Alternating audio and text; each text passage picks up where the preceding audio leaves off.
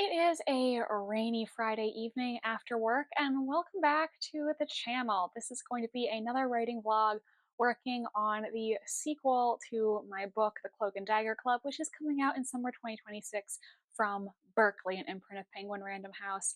And I just recently went on a trip, which means now I need to get back into my draft after really not writing a lot. And this is always a hard thing for me. When I get in the zone, I really get in the zone. But then when I take a break from writing, I really have to immerse myself in the story all over again, psych myself back up. So that's what I'm trying to do this weekend. The first day that I wrote after getting back from my vacation, I wrote 311 words. Which is only like one page. And yesterday I wrote 793, so at least we're going upwards. I think this weekend I'm gonna have to make some time for some writing sprints so I can try to stop overthinking and just get some words down. And I did have to take my murder timeline off because I came home from vacation and found that half my sticky notes had fallen on the floor. But it's all good, and honestly, I have made a lot of progress, and my deadline for turning this in is very far away. But of course, I was really on a roll, and I don't want to lose too much momentum. So basically what this vlog is going to be about is me continuing to work on this first draft. Also, my ideas for how I'm going to approach the editing process this time. Now, obviously, this is a little different because before I would always have to go out and find beta readers, but this time, one, I'm writing a sequel to a book that only a select number of people have read at this point. And I do have an agent and an editor on my side who are going to be part of the process of giving feedback. So that's something to consider. So that is what this vlog is going to be about. In case you're new here, hi, my name is Jackie. I am a historical mystery author. My debut novel, a 1930s mystery called The Cloak and Dagger Club, is coming out in summer 2026 from an imprint of Penguin Random House. And this is my channel where I post writing vlogs, talk about what I'm reading, and all things mystery novels. So if that sounds interesting to you, do hit subscribe. Obviously, I worked all day today, so I don't know how much I'm going to get done tonight, but I think I'm going to dictate a little bit to my phone. I was doing this yesterday, and it was interesting because one of the characters in the sequel is a new character introduced in this book, and her name is Rosamund. However, the dictation tool does not seem to recognize the name Rosamund. So far, things that it has typed out that are not Rosamund include Rosa, Rosalind, Rosemond, and just a bunch of things that are kind of close to Rosamund, but not correct. So that's going to be fun. I'm going to have to fix all of that when I go over these dictation notes. Now at 60K, and here's a little sneak peek. Out of context, so, but yeah, just give you a couple sentences. Good morning, everybody. It is almost 10:30 on a Saturday, and I am going to be home alone for the next few hours, so I'm going to try to do some writing sprints and work on draft one of the Cloak and Dagger Club sequel. I hit 60,000 words yesterday. My current word count is 60,436. I actually wrote 1,035 words yesterday, so that's the first day that I wrote more than 1,000 words in a day since I've been back. I do think I've lost my groove a little bit because I went on this vacation, but I'm gonna try to get my groove back and fully immerse myself in the sequel once again. One thing that I mentioned, I think in my Instagram stories, but obviously not in the vlog because I wasn't filming a vlog at the time, is I did do a little bit of writing in airport lounges while I was gone because to get to Croatia from where I live in Florida, I had to take multiple flights and basically was traveling for 2 straight days at the beginning of my trip and 2 straight days at the end of my trip. So I did do some writing in the lounges, and I didn't film that because it was just a little bit chaotic, but I did realize in one of the lounges that the sequence that I'm writing, I actually wanted to redo it because the sequence that I'm writing is a party sequence and so many characters are all present for this party. And the way that I started writing it, there were so many characters all in one scene. It was basically like a 10-way conversation or something like that. And I felt like it was going to be really hard to follow because that's just so many people to be in one group conversation. I felt like people were going to be reading it and they were going to think to themselves, OMG, I totally forgot that so and so was here. They haven't spoken in a page and a half. So I redid it a little bit so that the members of the Cloak and Dagger Club, that they arrive together and then they all go their separate ways, because basically they're coming to this party with an ulterior motive. Like their suspects are there, and so they're like, we're all gonna go talk to these people and subtly prod them for information, if that makes sense. So I wanted to redo it just because I felt like it was really confusing. But what I did is I copied the scene that I was getting rid of and put it in a separate document, just so if at a later date I decide that I want that back or I want to take parts of it, it still exists. Obviously, if I just backspaced the entire thing in my first draft, then it would be gone forever. And I wanted to hang on to it just in case I decided I wanted to go back. And now I am still writing this party sequence. I think it's been going on for 7,000 words now. And there's basically a lot of characters who we need to follow up with during this sequence. It's one of the most pivotal sequences of this book. I do think the one biggest worry I have about this book is that there are a lot of characters introduced, and I want to make sure in future drafts that I feel like everything is done successfully, because obviously if you overload a book with too much, then it's better to do, let's say, 5 things really well than do 10 things and half-ass them all. And I do know there are a couple of details that I kind of dropped the ball on, and I think in draft 2, I need to find places to bring them up again, because I don't want the reader to forget about things that are ultimately going to be important to the final solution. So today I'm going to do some writing sprints, just going to find some on YouTube that I can watch, and we'll see how much I get done today. At the time that I'm filming this, it is June 28th. So still not even quite July yet, and I did do the math before I left, where I determined that if I subtracted like about 3-ish weeks to account for my vacation, if I continued at my current pace, then I would be done this draft in early August, assuming that the draft turns out around 90,000 words. So we'll see. I'm 60,000 words in, and I feel like I'm getting close to the finish. This is a very pivotal sequence, like I said, and after I finish this sequence, I feel like the plot is going to start winding down towards the ultimate reveal and solution. So we'll see how it goes.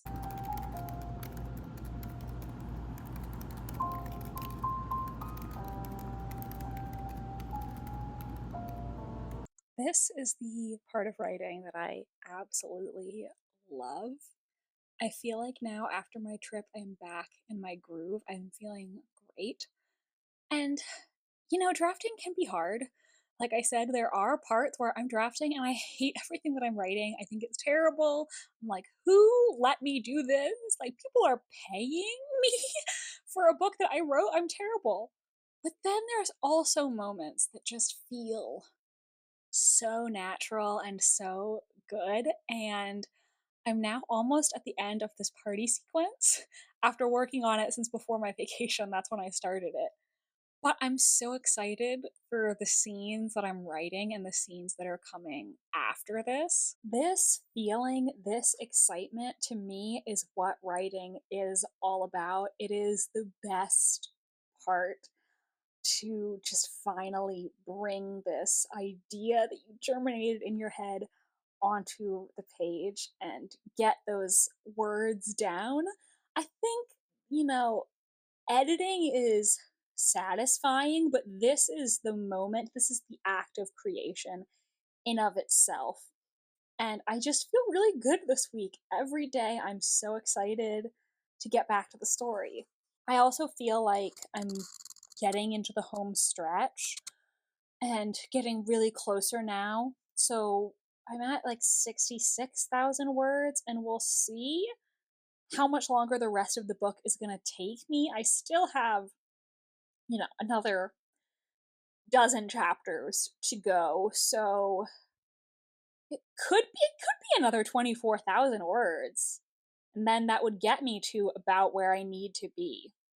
So we'll see. I wouldn't mind if this draft is a little on the shorter side, because I know there are things that I'm going to want to add in draft 2, but it's whatever.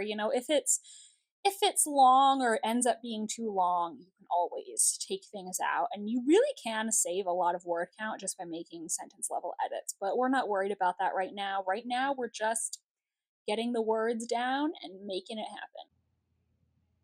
I just wrote some smooching.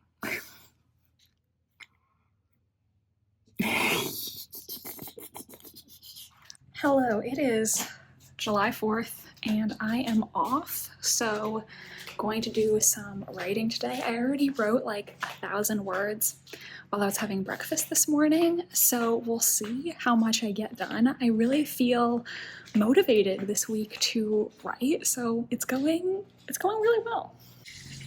Hey, Buttercup. Look at her. She is loving life. So another thing that I have been doing recently is filling out the author questionnaire on my Penguin author portal. So the author portal is something you get access to after you get your book deal. When you end up getting royalty statements, you can view the royalty statements and sales data in the portal. Obviously, I don't have any of that right now, but what I do have is the Penguin Random House author questionnaire. And this is going to eventually be shared with my marketing and publicity team to help them come up with a plan for my book. Now, my understanding is that people usually don't meet with their marketing and publicity teams until like 6 to 9 months out from their book's release. And obviously, mine's not coming out till summer 2026. But I have just really wanted to have something to do for the Cloak and Dagger Club and just make myself feel like I'm being useful. So I have been filling out this questionnaire. And here, I don't want to show you my actual answers, but here's what the screen looks like. It says, "Welcome to the Penguin Random House Author Questionnaire."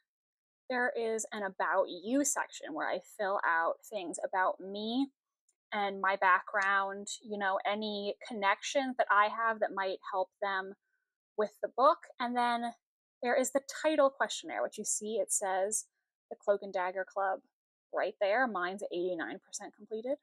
They ask a lot of different questions like, what's the book about? What inspired you to write the book? Who are some authors that you would say you are similar to? What are the themes of your book? And this may sound weird to some of you, but when I wrote the book, I really was not consciously thinking about themes at all. But I think themes sort of come out naturally when you weave a cohesive plot, because you're not going to say something in one part of the plot that is entirely contradicted by another point of the plot thematically. So I do think the work has themes, but I did not sit down and start writing telling myself, oh, this is a theme that I want to address with this book. And that may sound weird to people because I know there are a lot of authors out there who they want to address certain themes and they put the themes in their query letter, which themes don't belong in a query letter. But clearly some people have this very strong idea in mind of these are the themes of my book. And I was more so thinking about, as I was writing, weaving together a cohesive and entertaining plot. And I think there are themes because of that, because of how everything was plotted out. So if you're curious about how I would define the themes of my book, what I would say is, well, one, I do think that every mystery, to a certain degree, deals with justice as a theme, because mysteries are about figuring out who has committed this crime and bringing that person to justice. But justice can look different because, the actual criminal justice system is a flawed system. And there are sometimes people who commit crimes, but you can understand where they were coming from. The law is the law, but the law does not always equal morality. And so I think justice and what justice even looks like is something that every mystery plays with to a certain degree.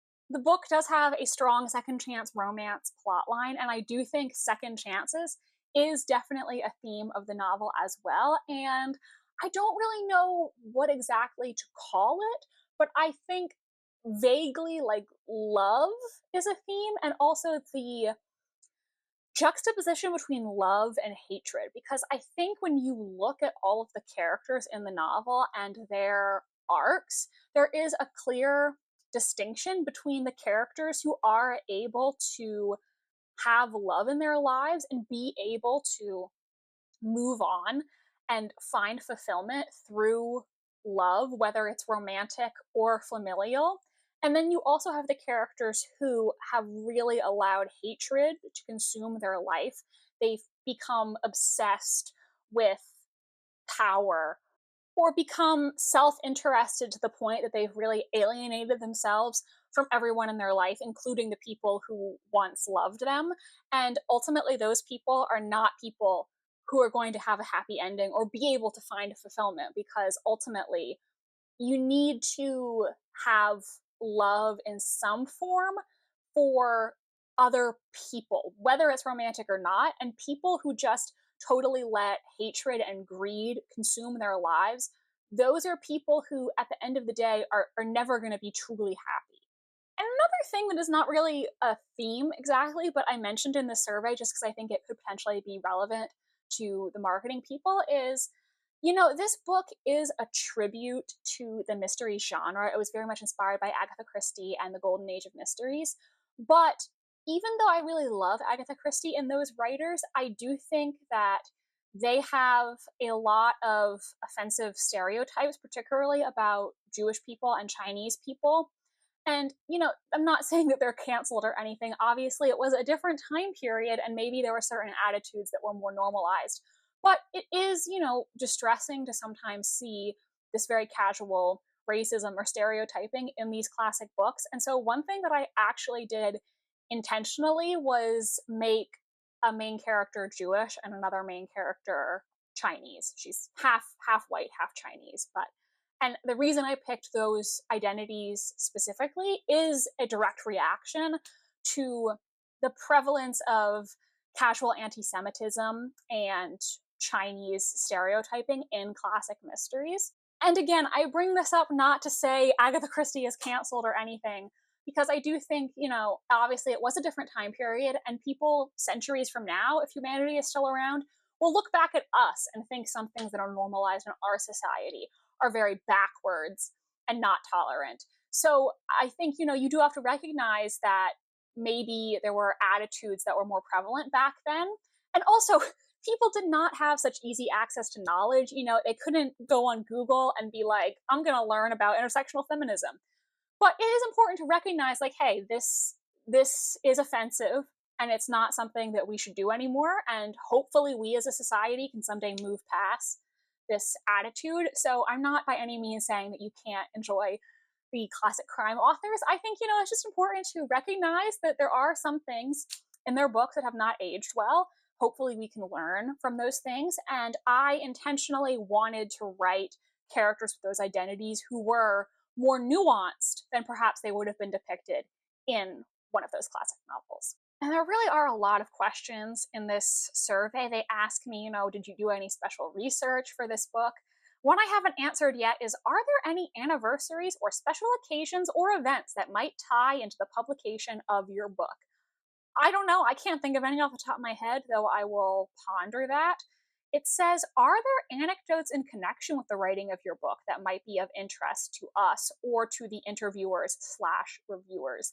Again, I'll have to ponder that. Do I have any interesting anecdotes? I mean, I guess I've really been chronicling this entire thing on YouTube, so I could go rewatch my old writing vlogs to see if anything sticks out. Now, one question that I want to add to today is this one under media contacts and outreach. They have a question that says, if applicable, Who would you suggest to receive an early copy of your book? Consider authors, supporters with large social followings, opinion makers, or specialists in your field. And so I have been thinking about, are there any booktubers and bookstagrammers who I think might potentially be interested in getting an early copy in exchange for a review. They do say with large social followings, and that does raise the question of what exactly is a large social following. I don't know how they would define a large social following.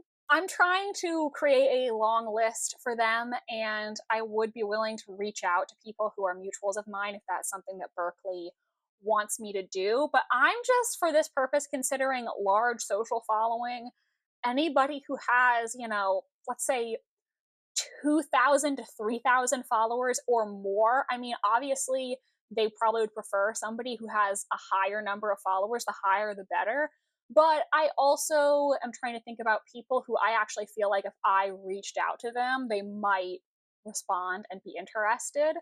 And one thing that I was doing to come up with this list is I actually looked on Instagram at hashtags for other historical mystery books to see who is posting reviews for those books. So that is what I'm going to be doing for the questionnaire today, is adding some names to this question, and we'll just see.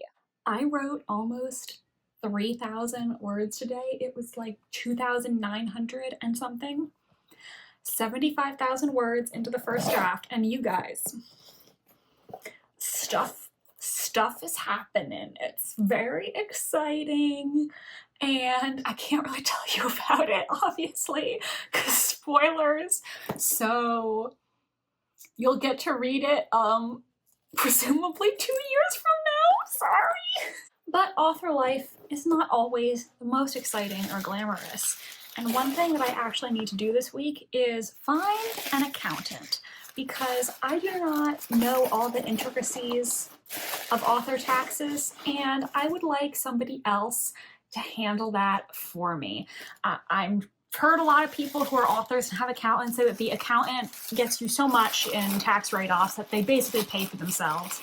And could I hypothetically learn to do my author taxes myself? Yes, but I think it is worth paying for the convenience of someone else doing them for me. So I think tomorrow I'm gonna call an accountant, see what they say, and I will try to continue writing my book this week. I feel like I could be done soon, in like the next month. But honestly, this week at work is going to be so busy, I may not have a lot of time to actually get stuff done. But fingers crossed that I do have time to write, because I am super excited about what's going on in the story now. It's starting to wind down. We're getting closer to that part where all is going to be revealed. I have hit 75,000 words in my manuscript, which is a big milestone. Actually, as of now, it is more like 77,000 and something. But 75K is huge, which means hopefully I will have 15,000 or fewer words left to go. So let's talk a little bit about what my editorial vision is for this book. Originally, I was planning, since I have lots of time before my deadline with my publisher, to take a 1-month break after draft 1, or what I was going to hope would be a 1-month break. I've tried to do a 1-month break in the past and never lasted longer than 2 weeks.